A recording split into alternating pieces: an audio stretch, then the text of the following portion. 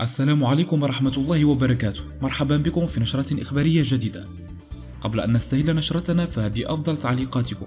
شكرا لكم على التعليقات. غرم الاتحاد الإنجليزي لكرة القدم مدرب مانشستر سيتي بيب غوارديولا 22,500 يورو بسبب الشارة الصفراء التي ارتداها خلال بعض المباريات دعما للسياسيين المعتقلين على خلفية قضية انفصال إقليم كاتالونيا. وكان الاتحاد الإنجليزي قد فتح تحقيقا ضد غوارديولا في 23 فبراير بسبب إظهار رمزا سياسيا خلال مباريات البطولات الإنجليزية الثلاثة الكبرى. وكان غوارديولا قد قابل اتهامه بأنه كان يظهر رمزا سياسيا، لكنه نفى أن يكون ذلك هدفا من هذه الشارة وشبهها بالشارة التي ترفع في بريطانيا خلال شهر نوفمبر لتذكر الضحايا البريطانيين في الحرب العالمية الأولى. وقال غوارديولا الثلاثاء الماضي: أقبل القرار لأن علي فعل ذلك وليس لأنني أتفق معه. وعاد المدير الفني لمانشستر سيتي الإنجليزي الإسباني بيب غوارديولا اليوم الأربعاء لارتداء الشارة الصفراء المتعلقة بدعم إقليم كاتالونيا في مواجهة إياب ثمانية دوري أبطال أوروبا أمام بازل السويسري. ولا يمنع الاتحاد الأوروبي لكرة القدم على عكس الاتحاد الإنجليزي ارتداء شارة لها رموز سياسية، وترمز الشارة الصفراء الاحتجاج على سجن دعاة انفصال إقليم كاتالونيا عن إسبانيا. ونذهب إلى إسبانيا، حيث بدأ نادي برشلونة الإسباني التفكير في الصفقات التي ينوي التعاقد معها خلال الصيف المقبل، وذلك بعد أن نجح في يناير المنصرم من التعاقد مع صانع الألعاب البرازيلي فيليب كوتينيو وقلب الدفاع الكولومبي ياري مينا.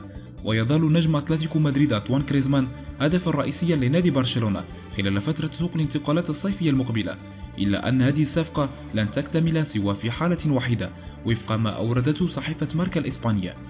وذكرت الصحيفة التي تتخذ من العاصمة مدريد مقر لها أن نادي برشلونة سوف يدفع 100 مليون يورو من أجل التعاقد مع غريزمان في الصيف المقبل، لكنه مجبر على التخلي عن بعض لاعبيه لإتمام الصفقة بحيث لا يختل الهرم الاقتصادي للنادي.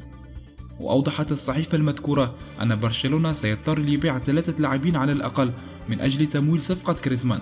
وأشارت ماركا إلى أن النادي الكتالوني لم يستقر بعد على أسماء اللاعبين الذين سيتخلص منهم في الفترة المقبلة.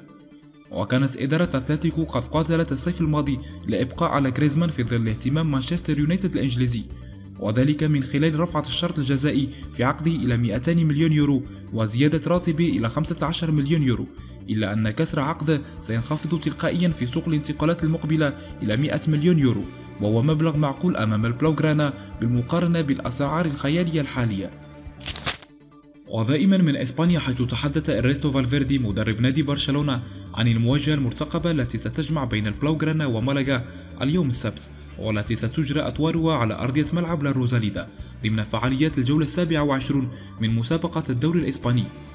وأبدى المدرب الإسباني رأيه بخصوص عودة نيمار دا سيلفا إلى برشلونة، حيث قال: لا أعلم من أين تأتون بهذه الأخبار، ودعونا لا ندخل في تكهنات.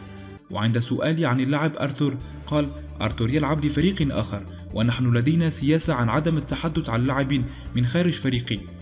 واختتم فالفيردي تصريحاته بالحديث عن بعض اللاعبين، حيث قال: باولينيو لم يسجل منذ وقت طويل، لكن وظيفته ليست تسجيل، وأعتقد أنكم تقولون ذلك لأنه سجل الكثير من الأهداف عند وصوله، إنه يساعدنا كثيرا. وأضاف: ديمبلي موهوب، لديه القدرة على اللعب بكلتا القدمين، لكن لا تنسوا أنه فقط صاحب 20 عاما من عمره، علينا مساعدته ليساعدنا. الجدير بالذكر أن برشلونة يحتل المركز الأول في ترتيب الدوري الإسباني برصيد 69 نقطة، بينما يقبع مالاغا في المركز الأخير برصيد 13 نقطة. شكرا لكم على طيب المتابعة، ونترككم الآن مع جدول ومراكز الدوريات الأوروبية الكبرى.